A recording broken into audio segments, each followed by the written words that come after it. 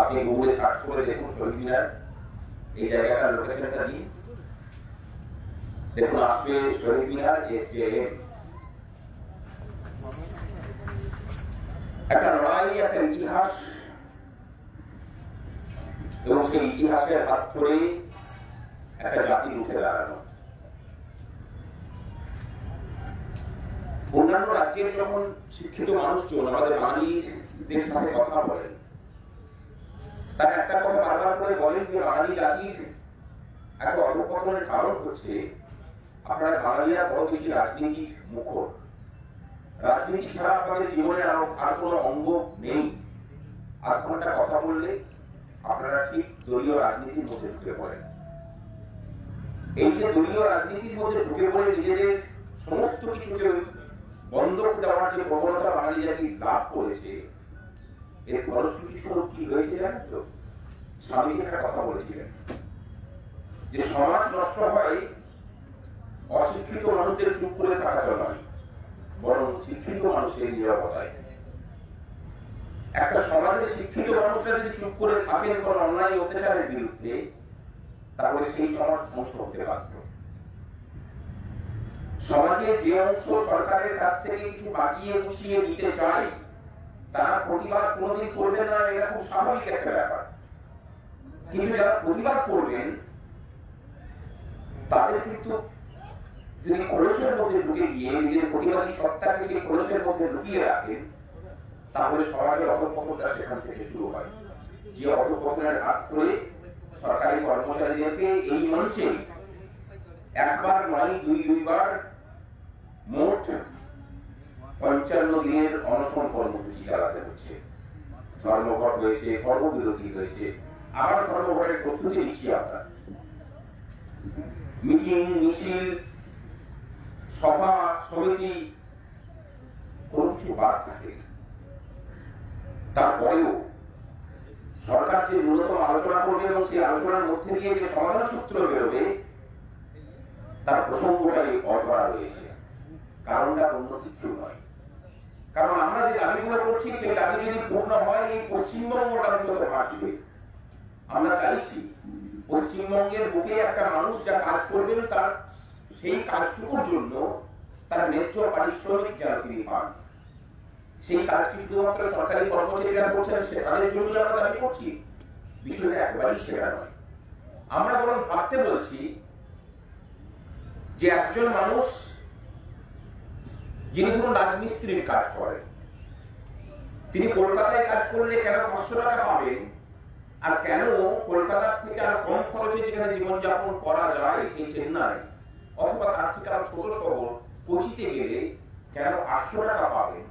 শ্রমের এক দেশ যখন, এক ট্যাক্স ব্যবস্থা যখন, তখন শ্রমের এই যে অবমূল্যায়নটা পশ্চিমবঙ্গে ঘটেছে, আমরা লড়াইটা সেটার বিরুদ্ধে করছি। সেটা তিনি ধান কাটতে নিযুক্ত হওয়া শ্রমিক হন, তিনি রাজমিস্ত্রির জোগানদার হন, তিনি হোটেলে কাজ করা সাধারণ মানুষ হন, আমরা চাই যে প্রত্যেকটা মানুষ যা কাজ করেন তার উপযুক্ত পারিশ্রমিকটা পশ্চিমবঙ্গ সরকার যেন তার কাছে তুলে দিতে পারে, তার ব্যবস্থা হোক। যদি বলেন যে সেখানে সরকারের কোনো ভূমিকা নেই, তাহলে বলবো যে আপনাদের ধারণা ভুল। পশ্চিমবঙ্গের যে কন্ট্রাক্টররা গ্রাম থেকে একজন রাজমিস্ত্রিকে নিয়ে এসে 12 ঘন্টা কাজ করিয়ে 500 টাকা দিয়ে শেষে দেন, তিনি সেটা দিতে পারছেন, তার কারণ হচ্ছে যে পশ্চিমবঙ্গ সরকারের লেবার ডিপার্টমেন্ট নামক যে ডিপার্টমেন্টটা আছে, তারা ঠিকভাবে কাজ করেন না।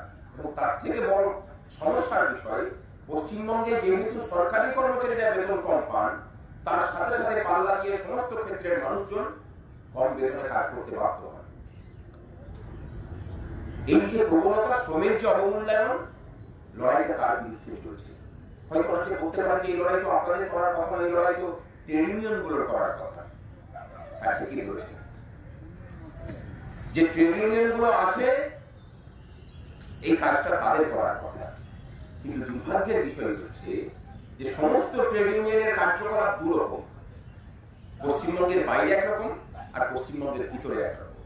কারণ তারা জেনে গেছেন যে পশ্চিমবঙ্গের মানুষকে রাজনীতির লাল কাপড়টা দেখিয়ে দিলেই তারা সেটার বশবর্তী হয়ে থেকে জীবনের বাকি সমস্যাগুলোকে ভুলে যান, যে কারণে তাদের পক্ষে রাজনীতি করতে সুবিধা হয়।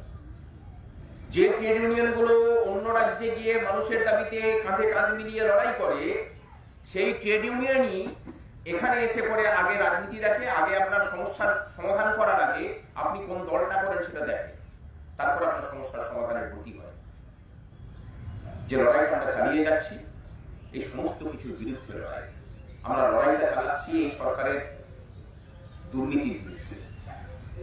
বিগত 12 বছর ধরে সরকার অন্য কিছু করতে পারুক আর না পারুক, একটা কাজ অন্তত করতে পেরেছে যে পশ্চিমবঙ্গ সরকারের যতগুলো ডিপার্টমেন্ট আছে সমস্ত ডিপার্টমেন্টের সমস্ত অফিসে একটা দুর্নীতির সিন্ডিকেট তৈরি করতে পেরেছে, এবং সেই সিন্ডিকেটটা প্রত্যেকটা মানুষের জীবনকে প্রভাবিত করছে। আপনারা যারা গ্রামে গঞ্জে রেশন পান তারা কেউ জানেন না যে রেশনের জন্য আপনার জন্য কত টাকা বরাদ্দ কেন্দ্র সরকার করেছে, কত পরিমাণ মালের বরাদ্দ কেন্দ্র সরকার করে রেখেছে, আর রাজ্য সরকার আপনাকে কত টাকা দিচ্ছে এবং কত পরিমাণ মাল দিচ্ছে, তার মধ্যে কোনো স্বচ্ছতা নেই। যে কারণে রেশন দুর্নীতি দেখুন খোলাসা হয়েছে। রেশনে যখন একটা পরিকাঠামো তৈরি হয়ে গেল, যখন দেখা গেল যে হ্যাঁ ওকে না রাখলেও রেশন থেকে বেশ ভালো ইনকাম হবে, তখন সেই লোককে নিয়ে গিয়ে বনমন্ত্রী করা হলো। তিনি 3 বছরের মধ্যে বন দপ্তরের দায়িত্ব নিয়ে মোটামুটি উত্তরবঙ্গের যে জঙ্গল সেই জঙ্গল ফাঁকা করে ফেলেছেন। যে ডুয়ার্স আমাদের গর্ব হতে পারে, যে ডুয়ার্সকে দেখার জন্য এই ডুয়ার্সের মধ্যে আসামের কাজিরাঙ্গা আছে, যে কাজিরাঙ্গাকে দেখিয়ে আসামের সরকারের একটা বড় অংশের ইনকাম হয়, কারণ বিদেশ থেকে প্রচুর টুরিস্ট আসে। আমাদের এখানেও সেই ডেভেলপমেন্ট করা যেতে পারত। ওখানকার মানুষজন কাজ পেতেন, হোটেল করা, হোটেলে গাড়ি চালানো, হোটেলে কাজ করার মানুষজন একটা ইকোনমি রান করে একটা টুরিস্ট প্লেসকে কেন্দ্র করে। উল্টে তারা করলেন কি, ওই জঙ্গলের মধ্যে যত বড় বড় গাছ ছিল সমস্ত গাছকে বিক্রি করে দিয়েছে। যদি বিশ্বাস না হচ্ছে, যারা ডুয়ার্সে গেছেন আজ থেকে 10 বছর আগে বা 12 বছর আগে, আজকে গিয়ে দেখা শুধু ডুয়ার্সকে চিনতে পারবেন না। পশ্চিমবঙ্গের নদী থেকে তোলা হওয়া বালি এখান থেকে পাঞ্জাব পর্যন্ত যায়। মজার বিষয়টা হচ্ছে যে পশ্চিমবঙ্গে যত ঘাট থেকে বালি তোলা হয় তার 60% কোনো ডাক হয় না। চালান কারা? শাসক দলের লোকাল নেতৃত্ব। গোটা রাজ্য জুড়ে কয়লার ভান্ডার হয়ে আছে, অবৈধ কয়লা খনি যত চলে সেটা সমস্ত কিছুটা চলে প্রশাসনের তদারকিতে। এখন শোনা যাচ্ছে যে পশ্চিমবঙ্গ সরকার যত ধান 2011 সাল থেকে কিনেছে, প্রত্যেক কুইন্টাল ধানে 20 টাকা করে কমিশন খেয়েছে এই সরকার। এবার হিসেব কষে দেখুন প্রতি বছর কত লক্ষ টন ধান কেনা হয়েছে, তাহলে কত হাজার হাজার লক্ষ লক্ষ কোটি টাকার দুর্নীতি এই রেশন ডিপার্টমেন্টকে কেন্দ্র করে হয়েছে। স্থায়ী চাকরি, আপনারা অনেকে জানেন না যে পশ্চিমবঙ্গ সরকারের যারা স্থায়ী চাকরি করেন তাদের বেতনের একটা অংশ কেন্দ্র সরকার থেকে আসে অর্থ কমিশনের মাধ্যমে। এই সরকার করেছে কি, স্থায়ী পদগুলোকে বিলোপ করে দিয়েছে। বর্তমানে পশ্চিমবঙ্গে যা পরিমাণ স্থায়ী কর্মচারী থাকার কথা আছে তার 40%, বাকি 60%-এর জন্য বেতনের পয়সা তারা কেন্দ্র সরকার থেকে নিয়ে আসে। বঞ্চনার কথা গতকালকের খবরে দেখুন যে কেন্দ্রীয় সরকার থেকে যে টাকা পাঠিয়েছে সে টাকা খরচা করতে পারেনি, আছে। এখন সরকারের তোড়জোড় করেছে যে ফেব্রুয়ারি মাসের মধ্যে সেই 2000 কোটি টাকা খরচা করতে হবে। এবার সাধারণ মানুষ বুঝুক, তারা আপনারা হিসেব করুন এই 2000 কোটি টাকার মধ্যে কত কোটি টাকা শুধুমাত্র কাটমানি হিসেবে নেতা মন্ত্রীদের পকেটে ঢুকবে। আমরা যারা চাই যে কাটমানি শিল্পটা বন্ধ হয়ে আমাদের পশ্চিমবঙ্গ ঘুরে দাঁড়াক, পশ্চিমবঙ্গের সুশাসন ফিরে আসুক, আমরা লড়াইটা এখানে করছি এবং সাধারণ মানুষকে আহ্বান জানাচ্ছি যে এই লড়াইয়ের পাশে এসে দাঁড়ান। পথে না নামলে এই পশ্চিমবঙ্গে সুদিন ফিরবে না, সেটা সকলে বুঝে নিন। এই দুর্নীতির বিরুদ্ধে লড়াই, এই দুর্নীতির বিরুদ্ধেই আমাদের 3 জন সহকর্মী বিগত 13টা দিন ধরে এখানে অনশনে আছে। লড়াইটা চলবে। আমাদের একটা অংশের যারা সক্রিয় কর্মী মাঝে মাঝে কোনো অফিসে যখন প্রচারে যান, যখন গিয়ে দেখেন যে সারা পাচ্ছি না, তারা সক্রিয় হচ্ছেন না, হতাশ হয়ে পড়ে। আমি বরং উল্টো কথা ভাবতে বলবো, আপনারা ধরে নিয়েই যান যে প্রতিবাদে আপনি কাউকে পাবেন না। এরপর আপনি 10টা অফিসে গেলেন, 10টা স্কুলে গেলেন, 10টা মানুষকে বুঝালেন। সেখান থেকে যদি 2টো মানুষকে পেয়ে যান যারা প্রতিবাদে আপনার সাথে সামিল হলেন, তাহলে ধরে নিন যে সেটা আপনার সুকর্মের স্বীকৃতি স্বরূপ আপনি পেলেন। আর যখন দেখছেন যে কেউ সক্রিয় হচ্ছে না, তখন জানবেন যে আরো কাজ আমাদেরকে করতে হবে, এছাড়া দ্বিতীয় কোনো রাস্তা নেই। আমরা যারা ভাবছি যে হ্যাঁ পরিবর্তন আসা প্রয়োজন, সেই সংখ্যাটা যদি গুটিকত মানুষ হয়ে থাকেন, জানবেন যে আমরা যদি সমস্ত শক্তি নিয়ে, আমাদের পজিটিভ এনার্জি নিয়ে যদি কাজ করতে পারি, তাহলে পশ্চিমবঙ্গের ওলট পালট হওয়ার ক্ষমতা আমরা রাখি। সেই কাজটা করতে হবে এবং তার সাথে প্রত্যেকটা ডিপার্টমেন্টে হওয়া যে দুর্নীতি, সেই দুর্নীতির কথা কিন্তু প্রকাশ করার দায়িত্ব এবার আমাদেরকে নিতে হবে। কারণ আমরা যে জানি না তা তো নয়, আমরা সমস্ত কিছুই জানি, কিন্তু ভয়ে মুখ খুলতে পারি না। মুখ খোলার সময় এসে গেছে। ক্ষতিটা শুধুমাত্র আপনার হচ্ছে না, আমাদের ভবিষ্যৎ প্রজন্মের হচ্ছে। আপনার জীবনটা কেটে গেলেও আপনার ভবিষ্যৎ প্রজন্ম কোথায় থাকবে, কোথায় যাবে, সেটাকে ভাবতে হবে। পশ্চিমবঙ্গের বড় সমস্যা, আমাদের মশাই বলছিল যে পশ্চিমবঙ্গের বড় সমস্যা জাতপাত নয়, পশ্চিমবঙ্গের বড় সমস্যা সাম্প্রদায়িকতা নয়। যারা এই কথাগুলো প্রতিদিন বলে যান যে জাতপাত সাম্প্রদায়িকতা পশ্চিমবঙ্গের বড় সমস্যা, পশ্চিমবঙ্গের আসল শত্রু হচ্ছেন তারা আসলে এই রাজ্যের দুর্নীতিটাকে ঢাকা দিয়ে রাখতে চান। পশ্চিমবঙ্গে দুর্নীতি মুক্তভাবে প্রশাসন চলুক, বেশি সময় লাগবে না, 2 বছরের মধ্যে পশ্চিমবঙ্গ ঘুরে দাঁড়াবে, বেশি সময়ের প্রয়োজন নেই। যারা 10 বছর 20 বছরের গল্প শোনাচ্ছেন, জানবেন যে তারাও চুরি করবেন বলে ঠিক করে রেখেছে। এরা হয়তো 100 টাকা চুরি করছে, তারা 20 টাকা চুরি করবে বলে ঠিক করেছে।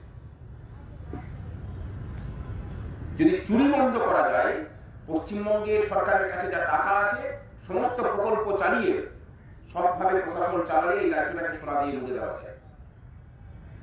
আমরা যারা সরকারি ডিপার্টমেন্টে চাকরি করি, তারা দায়িত্ব নিয়ে কথাটা বলছি। কিন্তু প্রথম এবং প্রধান শর্ত হচ্ছে যে পশ্চিমবঙ্গকে দুর্নীতি মুক্ত ভাবে চালাবো, তার একটা প্রচেষ্টা সর্বস্তরে থাকতে হবে। সেই প্রচেষ্টা শুধুমাত্র নেতা মন্ত্রীদের ঘাড়ে ছেড়ে দিলে যেটা হয়, যেটা পশ্চিমবঙ্গের বর্তমানে হয়েছে, সেটাই হয়। সেই প্রচেষ্টার জন্য জনসাধারণকেও সক্রিয় হতে হবে। আপনারা যারা এখানে এসে উপস্থিত হয়েছেন, অনুরোধ করব যে আগামী 1টা মাস নিজেদের সর্বশক্তি দিয়ে গোটা রাজ্য জুড়ে প্রচার করতে হবে। আগামী মার্চ মাসের প্রথম সপ্তাহ থেকে আমরা যে অনির্দিষ্টকালে ধর্মঘট রাখতে চলেছি, সেই ধর্মঘটকে সফল করতে হবে। জয় আমাদের হবেই। আর আমরা যে ঠিক পথে আছি, আগামীকাল থেকে মুখ্যমন্ত্রী এখানে ধর্ণাতলায় বসে এই কথাটাই প্রমাণ করছেন